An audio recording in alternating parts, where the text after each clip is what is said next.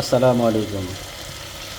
আজকে ঈদের দিন প্রবাসে আমি আমার জন্য আর আমার এক ভাই আমরা দুইজনের জন্য একটু গোশত রান্না করলাম। এখানে এখানে আছে বেশি না, অল্প গোশত, যাই হোক হাড্ডি ছাড়া। তো রান্না প্রায় শেষ, শেষ মুহূর্তে ভিডিও করতেছি। গোশতর পাশাপাশি রান্না করছে হলো এখানে পোলাও আছে। তো ইনশাল্লাহ আমাদের রান্না একটু পরে খাইতে বসবো। তো গোশতর চেহারা দেখে মনে হচ্ছে অত ভালো হবে না, তবে আপনাদের কমেন্ট আমি জানতে চাচ্ছি, আপনারা কি বলেন দেখেন।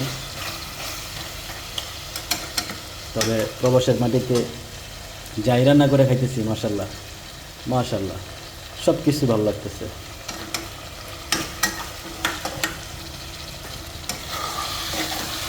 কষানো শেষ, এখন আমি একটু পানি দিয়ে দেবো, হালকা গরম পানি দেবো, বেশি দেবো না, কারণ এটা মানে বেশি ঝোল দেবো না আর কি, হালকা হালকা রাখবো। আসসালামু আলাইকুম।